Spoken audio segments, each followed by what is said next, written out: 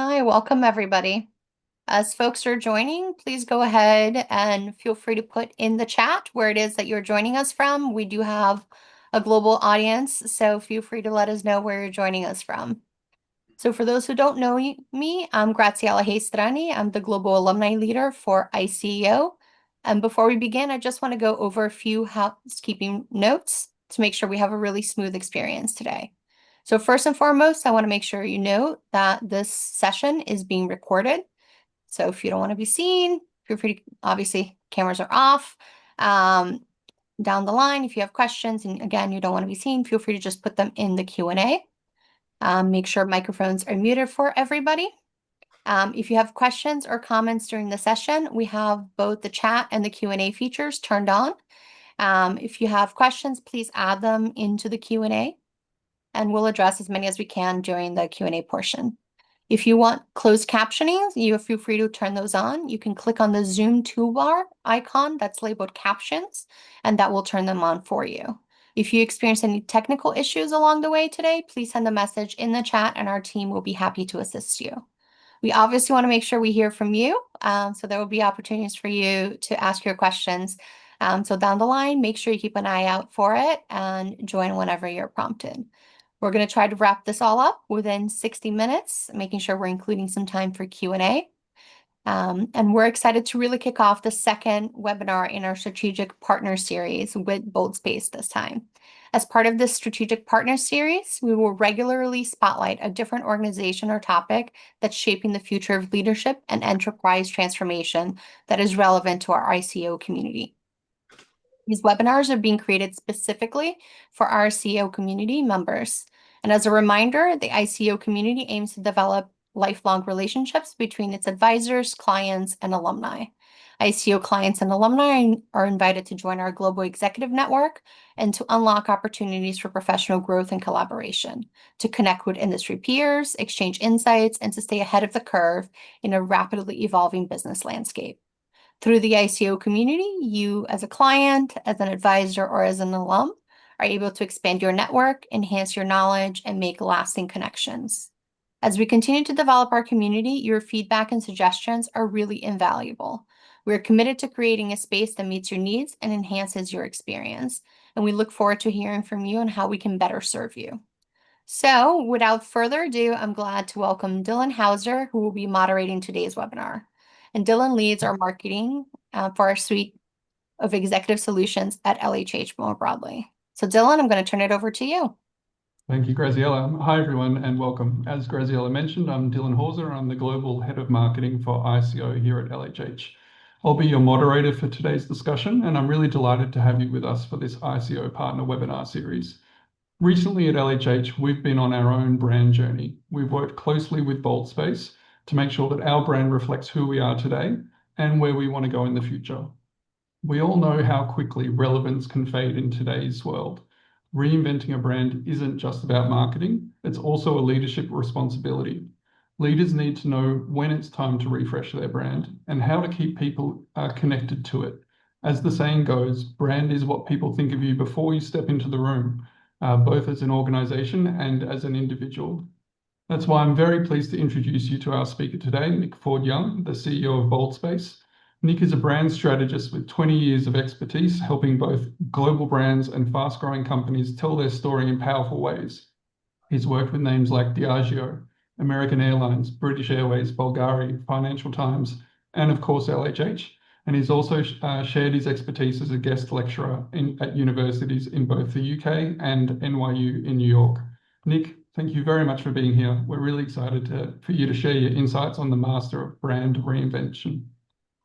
Thank you so much, Dylan, and thank you everybody for having me here today. It's a topic that is close to my heart and something that we do day in, day out at BoldSpace. So, we're working with leaders all the time to help them transform their brands.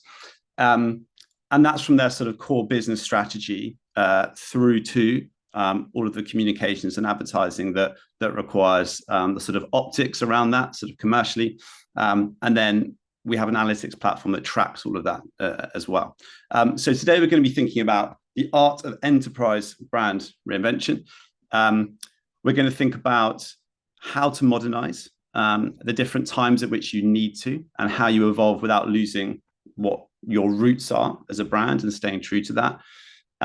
Positioning in general and rediscovering the core of why you exist and how to pull that through into a reinvention and how that is critical. The cultural link that that will create, and ultimately, the stronger the cultural link, the better the commercial outcome.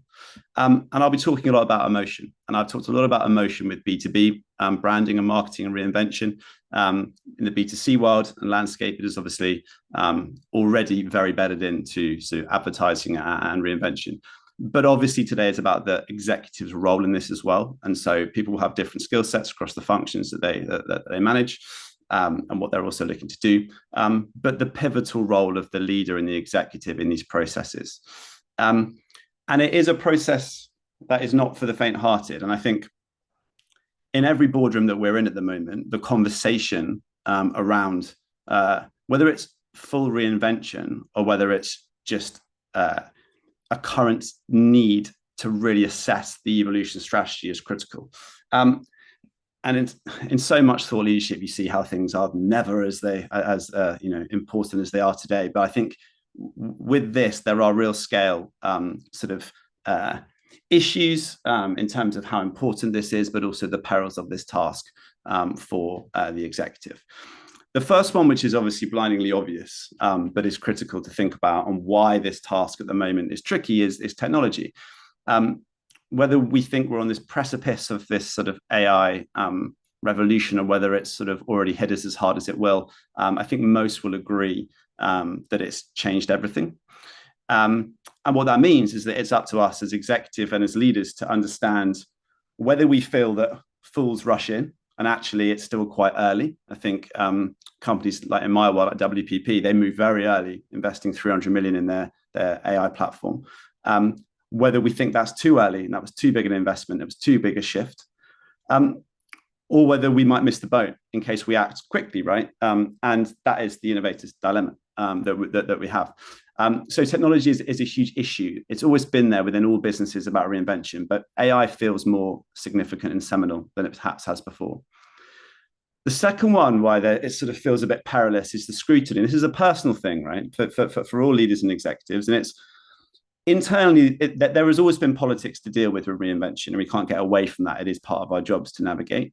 But externally, it's never been more pressurized with almost like the real-time conversation and judgment and comments that exist. When we launch anything as an agency, we're prepared for that. And it's exceptionally rewarding when it goes well. But we also are aware that leaders have to deal with that scrutiny, and they have to believe heavily in what they're building, and it's critical. So there's a big part of that which needs sort of resilience. Competition today, given this sort of the technological advances, it can come in all areas, and competition is not just the immediate comp set. It is any alternative to what you are doing and offering, and it's also any risk that exists to you succeeding in that. And I think that it can come from a vast number of areas, and it can change overnight. And that largely is due to technology, but there are other factors as well at play. So that is a huge factor. The experience economy is something that some brands, the best brands, are doing incredibly well. And what that means is that for many, the expectation of this consumer experience economy that we exist in today is so high. I was on the phone to my bank at lunchtime, and there are some brands that do not, right? There is still so much that they can do, to improve their experience. But equally, there's pressure, right, in this task on how we build our experience to compete. And lastly, measurement. Measuring the right things. And we see it again and again, and I'll touch on this a bit later, that the task of knowing what to measure and knowing how to prove the value of a reinvention and to understand the timing of what you're measuring and when you should notice an effect, again, it's critical. And we're going to touch on that a little bit as well. So, for the executive, there's resilience, there's choicefulness, there's consistency. They're all critical to getting this right. And within this slightly nicer visual, we'll think about the theory behind why brands like Skoda got it so right, having been in a pretty tricky place. and why perhaps, and time will tell, that Jaguar didn't. I'm sure most people are aware of the Jaguar rebrand, ultimately launching the brand before the product was on the forecourt. So we'll think about the theory that underpins some of the reasons why things succeed and other things fail. We think about the difference between Netflix and Blockbuster, right? What did Netflix do that Blockbuster simply couldn't or wouldn't do? And, a change quite boldly in posting DVDs to adopting a technology that they could have worried was the enemy, was critical in innovation, whereas Blockbuster was reliant much more heavily on other immediate revenue streams like late fees for returning videos, etc. And the idea around why Apple have been so consistently good at evolving, and brands like Kodak didn't, couldn't, wouldn't, however we frame it. So I just want those examples to underpin some of the theory, because what I'm going to do is talk about 10 key strategies to reinvention for enterprise brands and the art of that. And it's not just B2C we'll think about, because there are B2B brands doing this very well as well. And we'll think about those who are evolving incredibly well, whether that's through their organizational structure evolution, whether it's through their acquisition strategy, their positioning, their marketing, their comms, or internally, those building really exemplary systems for change, which are both cultural, but also critically, they're gradual. And it's understanding the expectation on change and what those timings should look like, dependent on the size of your organization. So with all this, we start to sort of really understand how enterprise reinvention, and the clue is sort of in the title, it is an art. There's no one size fits all. And there's a huge amount of human nuance and crossroads and critical junctures where the executive and the leader has to make the choice around that fork in the road. I want to sort of underpin the takeaways with a quote by Sir John Hegarty, who's the H in BBH, the global, one of the most famous and successful advertising agencies of all time. And Sir John's quote is around why people get it wrong when they try to resuscitate faltering brands. And what he talks about is their failure to understand the underlying dynamics, the original value and truth that allowed that brand to become successful in the first place, the original benefit to the audience, and their failure to retie that benefit with the current audience and the current culture. So I want that singularity to really be present. And our chairman actually at Bosbys, who was John Hegarty's first employee, in fact, at BBH back in the 80s, he always says, you are what you start. And so I think that's an important aspect, thinking about the people on this call, perhaps at different stages, whether thinking about consultancy or new businesses or part of a big enterprise or in between enterprises. So there's an element of knowing, if you're setting out, that you are what you start in a business and why that's important, but equally joining a big enterprise, really understanding what made them get there over the history and in the first place, and understand that authentic original benefit.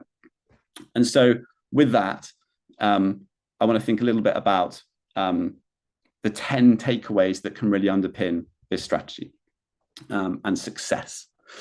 So the number one, it parrots Sir John Hegarty's quote, because I think it is the most important thing possible, is understand the timeless brand truth. It's actually a very cathartic and very, it's an incredibly interesting exercise to have a boardroom of people talk about what that is, and then to go to the front line of a business and to feel what they think the thing is that they really do, that the customer wants, that they're best at, and where competitors can't compete. So this is really the point that, like, the strongest reinventions don't reinvent, they really rediscover. And it's that original framing of value. This example of Boots, I did a panel the other day with the CMO of Boots. I was asking this very thing. The bold space, as we call it in this instance with Boots, is with you for life, right? The thing that they always had, Boots, was this idea of a benefit. The value was in well-being. And their previous organizational value prop statement, strapline, however you want to frame it, was let's feel good. And so my point about that recultural tying is let's feel good 15 years ago was perhaps their interpretation of what well-being was. Whereas today, with all the cultural shifts and nuances and awareness around many things in life. Actually, that retying of what well-being is was actually being there through all the ups and downs and goods and bads. And actually the flick from let's feel good to with you for life starts to guide more than just an ad campaign. It guides what the business exists to do and how that is retied with the perception, but also the cultural need of the audience today. Recent example we've just done is with TGI Fridays in the UK. It went into administration in the UK, and we were brought in to sort of resuscitate that brand. And the key truth there is that they always made people feel good. Feeling good was what they did. Now that got lost in however you want to frame it, the sort of tackiness and the experience and the things that went into the experience that stopped feeling culturally relevant. But primal joy as a positioning and feeling good is what we've just reframed them to do well. My favorite example of this one truth is Skoda, because Skoda were the butt of many jokes, right? A punchline for poor quality, but Volkswagen transformed them, and they were able to retie the truth of value, which had become a joke, but understand that the value that they existed to achieve is the marrying of quality and price point. So quality can go up in the product, price point can go up, but equally the value they give to the customer, the retying of that one truth and their authentic truth is what they did with complete singularity and focus. And they were able to laugh at themselves a bit, but show their craft. This was the cake ad campaign, but it's a Skoda honest. Those campaigns were some of my favorite because they really rediscovered that one thing and they brought it through. So the executive role for number one is to anchor the organization in its original purpose. The second part is to bring emotion in. And for some, it's easier than others, and some boardrooms embrace it more than others. But emotionally powerful brands, what I call the enemy in the dream, okay? It's understanding. This is a story arc on the screen. So reflecting, what do we want to do? What do we need to overcome? What is the problem? Where is that hope, promised land that we can deliver for our customers? And what's the solution that we exist to deliver for them to solve that problem? But ultimately, this conflict and understanding what you're fighting against and the future you're painting. If you can't answer both of those, you don't have a rallying cry. And if you don't have a rallying cry, things can fall flat, both internally and externally. We're in a very turbulent cultural, political climate globally, using the turbulent working world, right, and the time that we exist in to solve needs is really powerful. So thinking about what you solve, dramatizing that to an extent, understanding there'll be winners and losers, and really framing that properly for your audience is critical, but it involves understanding emotion. We did this for LHH. So LHH, part of the Adecco group, obviously people will be familiar, had acquired many brands and had a very exceptional range of talent solutions that needed to be made sense of for the need of the audiences today. And that's whether it's candidates or it's clients. And so the positioning for LHH where we reached was this beautiful working world, because you create the enemy in the dream. The enemy in some parts is almost the historic perception in some cases of, let's take recruitment as being a very transactional, for some firms, a transactional experience, filling seats. Whereas actually what LHH has is such a care and such a craft. This idea of a beautiful working world talks to the enemy that exists in that working world of not fitting in, not feeling incentivized, not feeling part of the culture, or internally not feeling like the meaning in the job is actually so important as the LHH employees do. Give something internally to focus on. It talks about the business lines coming together in a beautiful working world, and it's a rally cry. It's about something you want to achieve in the world, creating a beautiful working world. So the executive role in this is to define that bigger fight. And what you'll find that does is really ignites passion, right? Internally and externally. So it's a critical point. And what I don't want to do is frame emotion and branding like it's a design exercise, because defining emotions and defining the fight and where you can win is a formulaic methodology where you will arrive at a set of emotions that you talk to. And that promised land I spoke about, you can have a set of emotions where, thinking about your competition, your audience are motivated by feeling a set of emotions that we sort of plot. And then we look at how that collective set of emotions is ownable for the brand, and we judge everything against that in our products, in our experience, in our advertising, in what we're fighting against, in what that dream is. And that's a very galvanizing thing, but it isn't just to use the worst interpretation of brand. It's to use the very best strategic interpretation of brand to get there. There's a science and there's a formula to it. The third point is around customer centricity. And this feels like it should be obvious, but so often we see that it's not. There's a big difference between market orientation, really understand the customer and the need of the customer, what the customer wants. And what we so often see is either sales orientation, where everything is led by the money. I understand why, but at times in the need for reinvention, that often is short-termist, notwithstanding the complexity behind the scenes financially. And equally, product-centric action is rolling out products and then marketing them without really ever going back to the consumer. And rule 101 of marketing is you are not the consumer. And so what we often see is there's these sort of pen portraits and customer portraits that really are void of having done some real research for quite a long time. So this process of market orientation, of customer centricity, it needs research, it needs scoring, it needs evaluation, it needs rigor. And there are certain ways to do this. Touch points is an exercise which is extremely useful, where you really understand every action and interaction with the brand, and you map it and you survey it and you understand where people have had value out of it. And what you find in this process of trying to get to customer-centric evolution is that certain touch points along the journey are so much more critical than you would perhaps have perceived. If I did it with Bold Space now, I'd find the same. It's not a sense of you either know it or you don't. You need to review this all the time. You might find selling cars that actually, it's not the salesman that's the most important person. It's the receptionist on the desk when they walk in. Or it's not the quote you put in front of someone. It's the care you give them at the point of decision over the phone. So these touch points are critical, and they reframe about brands, and they reframe how you reinvent, because they lead everything from the consumer. NPS scores people will be familiar with.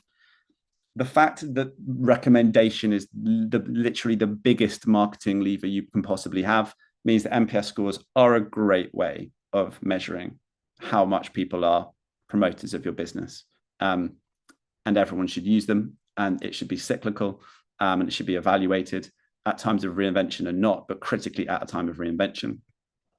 And the last is a Clayton Christensen idea of jobs to be done, which is understanding what people are really hiring your product to do. And he calls it hiring a product.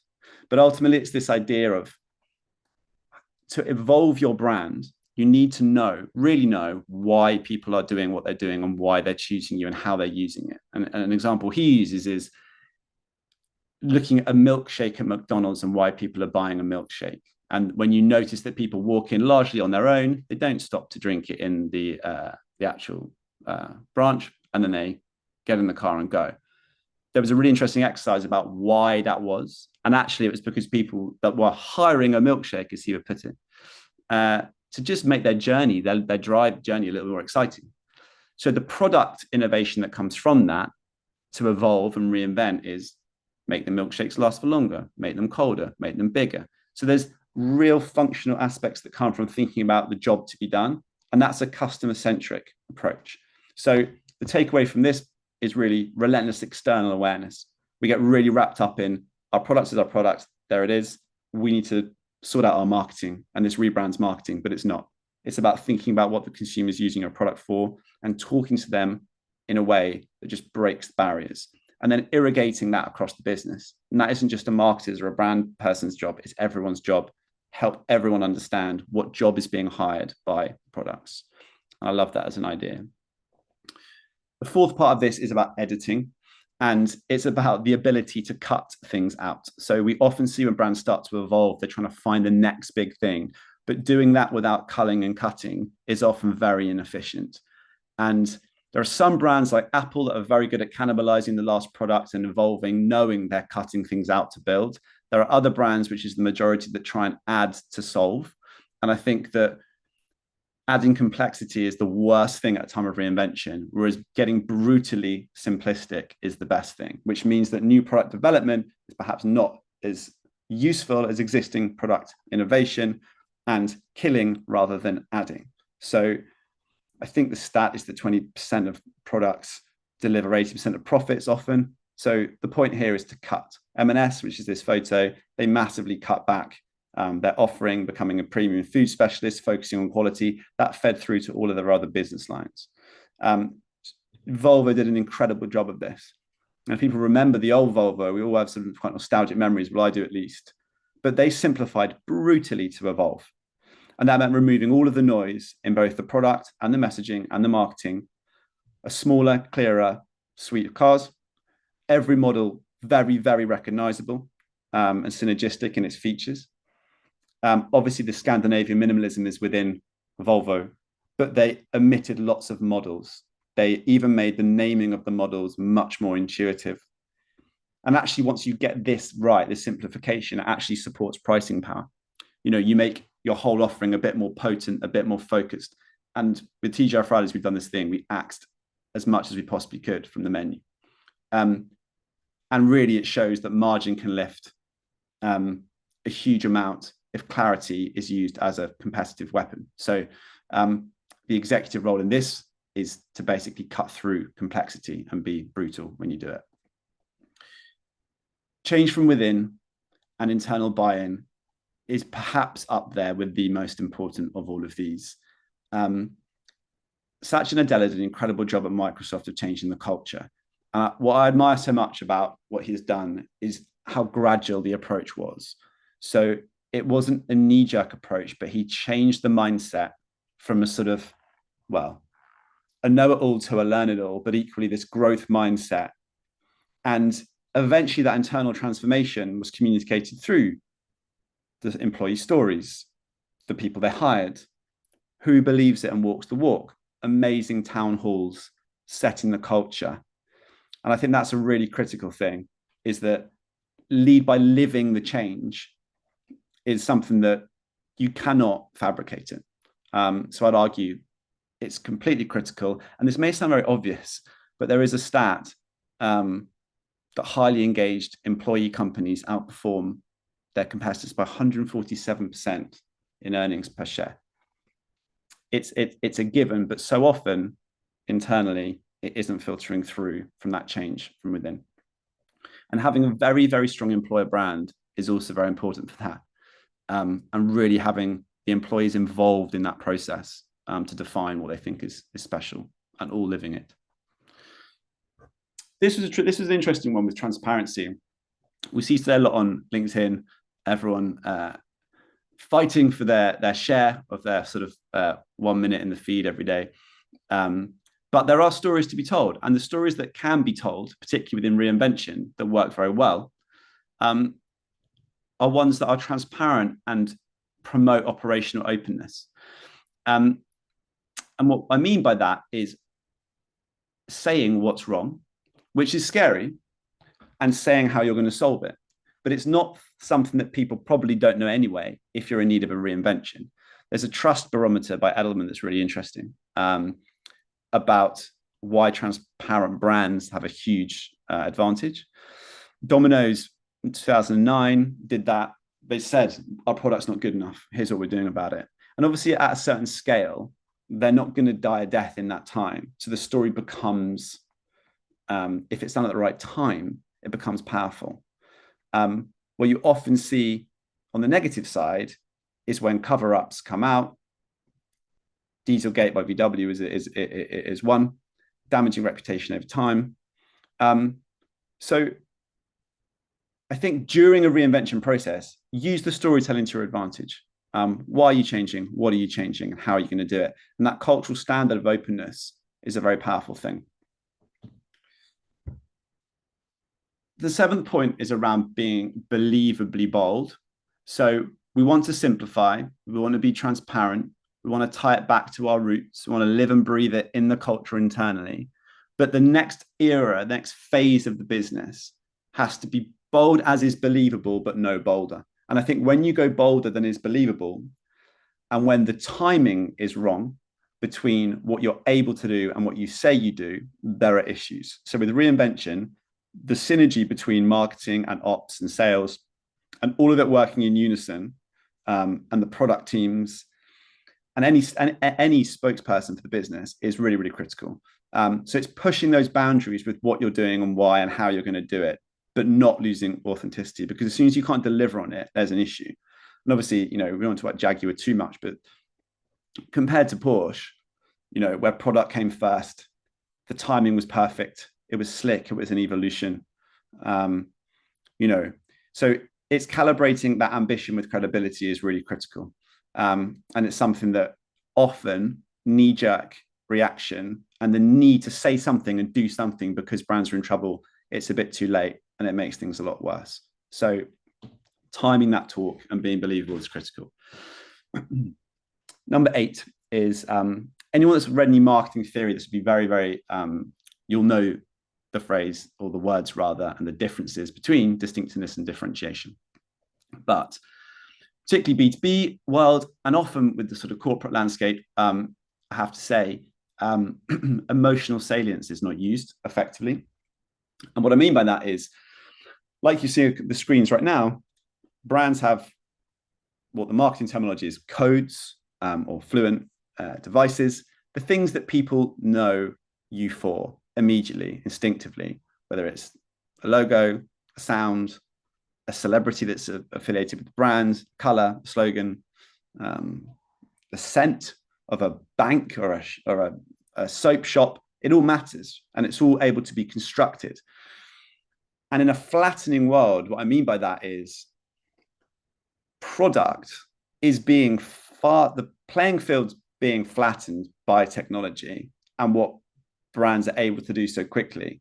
Your brand power coming to mind when someone's in market to buy something, right? Distinctiveness, to remember and recognize you when it matters is critical. There is just not enough of this leveraged particularly in the B2B world.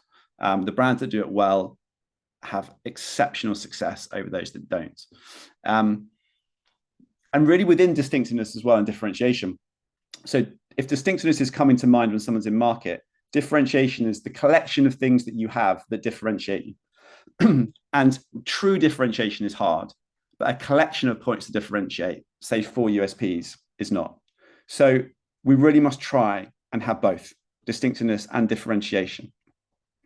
And looking at this chart here, what this shows you is sonics are something that are grossly underused given how well they perform in terms of memorability. So the Intel sound mark logo has been with us across adverts for years. Netflix, ident that comes on the screen, which takes us straight to our sofas. There is no reason that anything that has an experience, whether it's online, in a car, in a shop, on an app, why we can't use sound to add that distinctiveness. At a time of reinvention, I'd pick 3 or 4 of these that are your codes that you really tie yourself to. And I would aid that with really good positioning, very simple USPs that come together. And the next point is I'd be consistent over time, again and again and again and again. And serialized storytelling is something that, again, is very, very underused.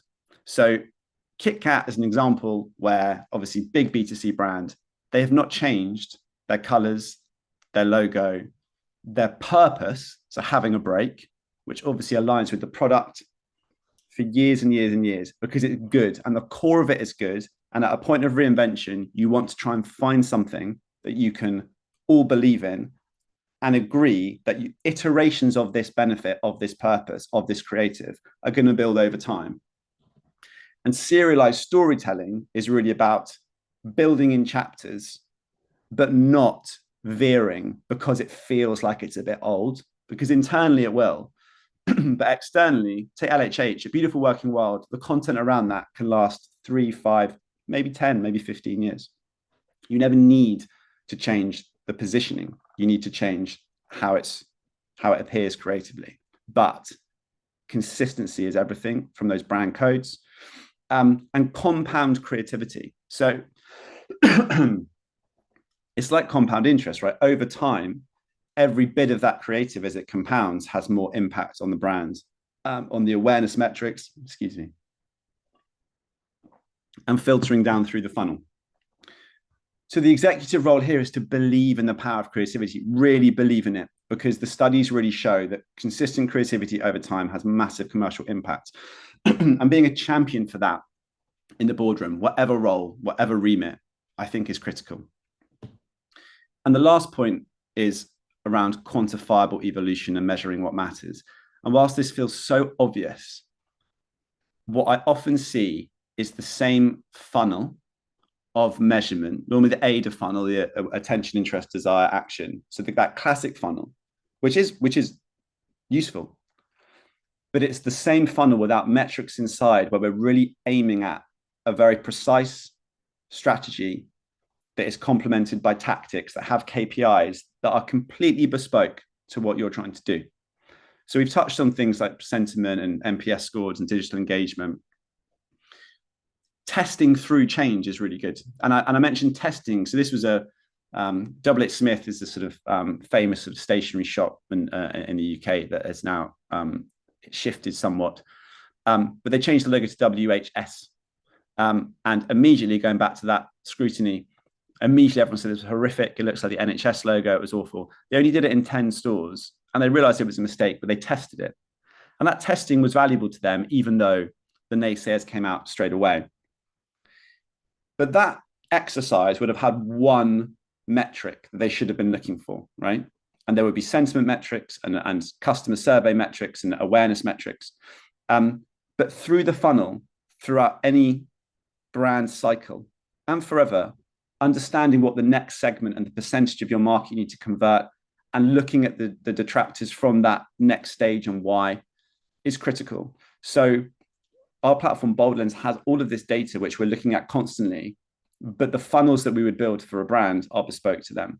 So that is really critical. So it's almost demanding, whether it's smart objectives or OKRs, it's demanding that accountability and clarity. Things that are really tangible, raise consideration from 25% to 30% within Germany, across 6 months, or going back to the touch points, increase the scoring from 5 to 7 for the ease of integration of this service, tested through surveys. And that gives you proof in the boardroom, going back in your meetings, but you need those metrics and it matters. So the pivotal role of the executive, just to sort of summarize, anchoring the organization its purpose, that really one key value, that Hegarty quote, defining the bigger fight, getting emotional about it, knowing what you serve, and picking a fight if you don't have one and getting everyone behind it, because at a time of reinvention, it's incredibly galvanizing. Relentless external awareness. Don't get too caught up in all of the endless meetings and critique of what's going on in the reinvention process without really just talking to the people that are going to buy it. Cutting through complexity and being the person in the room that says, what are we taking away if we're going to add something? Living that change with the brand, believing in it. And if you don't believe in it, you shouldn't be there. And equally, the people that work for you shouldn't be there. It has to be paramount. Number one, the people who are delivering that have to believe. The standard of openness and transparency, and making sure that if we can tell a good story and it's going to have benefit, which I would say often it will, we do. Making sure you're only as bold as is believable, calibrating ambition with that credibility, really protecting and investing in distinctiveness, and understanding what that means, not having everything, but just really key things that you become known and memorable for, believing in the power of creativity. I really have seen it firsthand. If clients are brave and they go for that idea that makes them a tiny bit uneasy, it works a lot better than the stuff that gets sort of consensus from 20 people. And demanding accountability and clarity in terms of your measurements and making sure that you're not just measuring everything and hoping it works. So thank you for listening. And very happy to take any questions. Thank you, Nick, for sharing your insights. So we'll now open up the Q&A. So please put your questions in the Q&A and I'll read them out to Nick. Just as that's all coming in, Nick, I'd like to kick off with one of my own. So question for me, an obvious question around AI, but do you see AI as primarily a threat to brand authenticity, or can it actually help leaders rediscover and amplify their brand's true voice? I don't think it's a threat to authenticity. If by that we mean automation means that there'll be a lack of authenticity, I think it levels the playing field, but the starting point for, if you start at a generic point, you're going to be generic using AI. And if you start at a more creative standpoint, then you're going to be more creative. So I think whatever you do will still be authentic. It will just be using the tools like the same as everyone else. And you'll be differentiated by how you use those tools. But automation isn't lack of authenticity for me. It's the decisions you make around the output. Great. So getting back to that, finding your true voice and understanding what you do and why you do it, I think it doesn't matter then what AI does in that instance, right? So AI can either accelerate that or it's the underlying work that you need to do. Yeah, I think if we think about when you look at a LinkedIn, let's take LinkedIn today and people post, it's very obvious who uses AI and who doesn't, or even who's used it to just post the answer it's given, and then you live in this sea of sameness. But yeah, to your point, Dylan, yeah, to go back to that original belief system and to use AI and guide AI and have GPTs and systems that help you get to it quicker, I think is good. Fantastic, thanks. We've got a question here from Ricardo Perez. So how do you work on the internal buy-in, especially when marketing is not being the most important function in the company, when it's not seen as the most important function in the company? How do you get that kind of internal buy-in? Yeah. Well, I think the process of including big groups of sort of stakeholders and focus groups within businesses from day one is useful. And I think that testing within your business is critical, right? And helping people feel something and asking them whether that feeling is the thing that they believe that the company does. So the more you include them in that process and that testing, the better. I think that a huge amount of making the employees feel listened to throughout the process goes a long way, because you will inevitably get a lot of that filtering through into the final language. It will come from the people. And then the selling in of it is critical at different stages. Understand different people's roles in reinventing and telling the story. So a town hall, a global town hall, a really big event that helps people understand it and get behind it, I think is critical. So people should be involved the whole way. If they don't have buy-in during the process, they're unlikely to have buy-in afterwards. So I would definitely include them at the grassroots level of the process. Okay, great, thank you. Somewhat related. So, how can executives balance the urgency of immediate brand revival with the patience required for long-term change? I think it's something that a lot of organizations face, right? We've got KPIs that we need to hit in the short term, and then that kind of balance between brand and lead generation. How do you kind of navigate that with your clients around that brand change is not something that happens overnight? It does take time to filter through. How do you kind of navigate that? Yeah, I think internal changes, it has to be immediate. Mm-hmm. I think that any internal culture elements that are not right need to be changed overnight. But then to balance the sort of long and the short of it is the sort of marketing theory. If we think about a repositioning, the segmentation of your audiences and who you target for the sort of short spikes of the new invention to them is critical, along with a long-term brand building roadmap. So I'd say internally, I would say it is urgent, it is immediate. You have to make those changes, and that will sort of filter through. But externally, as long as you're choiceful and calculated, and you have that authenticity, and you believe in the creativity and the campaigns, and everyone's telling that story, yeah, I think it should be gradual and it should be measured. But internally, I wouldn't take time with it. Yeah. Okay.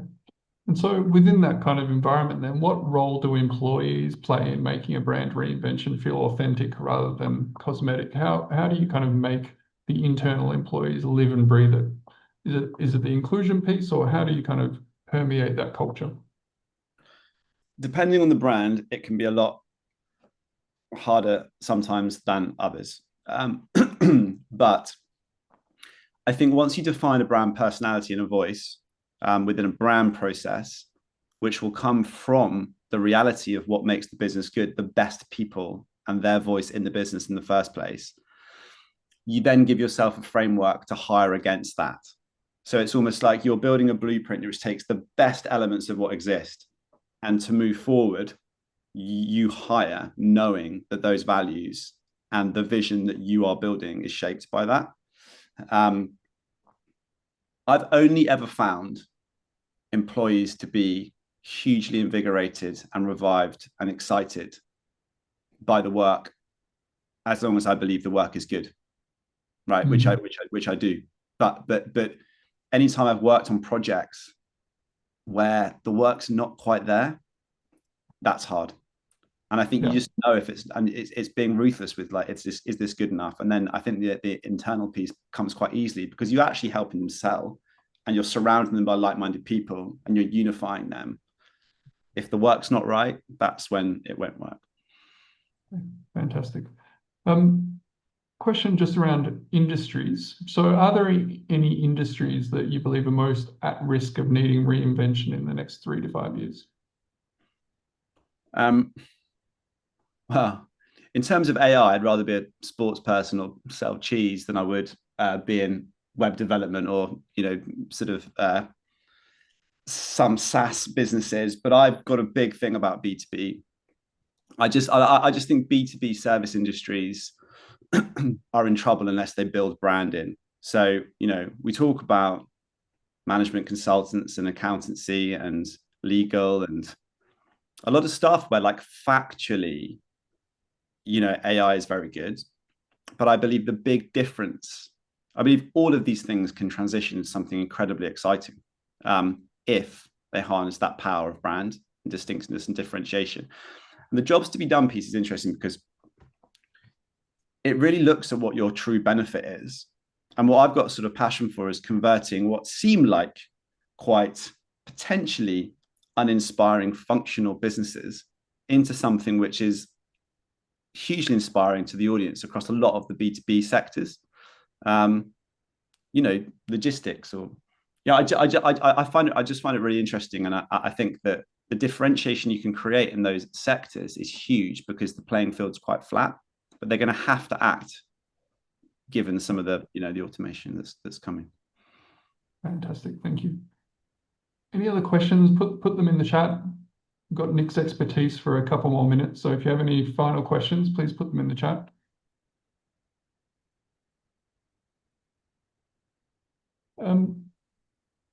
You mentioned around kind of the things that you need to let go of, right? When discovering a brand's core value, how do you know what to preserve versus what you should let go of? How do you kind of make that differentiation? I think what a brand is it's ultimately a collection of the culturally relevant symbols, right? So say like symbology in a logo. So what's really interesting with that is that it's like a brand should be an equation of the things that exist that the consumer wants that you do best. And that equation is something that when that value isn't hitting home, you know what to cut. And a brand process will guide you through that because it either isn't something that you can own, it's not ownable to what you do, or it isn't wanted by the consumer. And so it doesn't feel authentic anymore. And then when you visualize that or put that into a story or a guide, you're omitting stuff because you're omitting the stuff that doesn't feel good or right or believable or exciting or productive for the future of the business. So there are sort of more like emotional elements that you cut or cultural elements that you cut, and there are more functional. The product stuff can be functional. It's looking at where the margin is and what actually is more time consuming than it is beneficial, and what would really happen if we strip back that offering. And it's very hard to do when you're ahead. So it's harder to evolve and reinvent when you kind of got a stronghold. I think that's the real, the dilemma that we all have, in all of our businesses. But I do think through the strategic brand process, it becomes clear what to cut and what to add. Thank you. Just thinking about your example with TGI Fridays, obviously they looked at the menu and you can look at the margin. How did you work through with them on the cultural piece around what to kind of keep and let go of? Yeah, I mean, that was one that was really interesting because, and I don't think I would have offended anyone by saying the experience had got really bad and all the research and the surveys were, critically bad, but yet they still had a real element of distinctiveness, right, in people's minds. That's another thing I would also add is that the assets that people know, the LHH purple, the TGI Friday stripes, you don't ever get rid of things. You reframe those memory structures as positives, but anything that people know you for. So TGI Fridays, well, it was about simplifying. Like the product wasn't good enough. The reviews were awful. The culture of the business had got to a place where everybody was trying to shift it, but it was quite hard to do that on the front line. The inventory was letting them down because they had lots of different sites with long lease terms that so there was an element that was just obvious, right? And it wasn't like the TGI Fridays team didn't know it either. Everyone understood what they needed to do. Where the cultural piece became really interesting was going back to the transparency piece around the story, is that the big campaign that we sort of did was about everyone loving a comeback story. And it was like, and it was leaning into the fact that, yeah, we weren't good enough. And our advertising was, typically pejorative terminology, like cheesy and dated and old fashioned, with images of why they were brilliant now. Cheesy was the burger, dated was people out on a date, old fashioned was the drink. And we did this whole thing where it just flipped perception. And as long as the experience is great when you go, that's the key, then the brand lives up to itself. But it was really fun. Sounds like a great project. Yeah. Great. We've got one other question here from Paulo Lopes. So with the decline of legacy broadcasters and increase of point-to-point communications managed by algorithms, how should brands best position themselves to navigate this communication shift? So there's a lot of theory at the moment around a lot of littles, which is basically having a really strong platform, understanding that the funnel is more of a pinball machine and that people are going across constant touch points, different apps. So ultimately, the format that you are delivering the content to has to be rich for the channel, but the positioning and the platform determines everything. And it depends if we talk about news, talk about media or paid or owned or earned. But the platform dictates everything.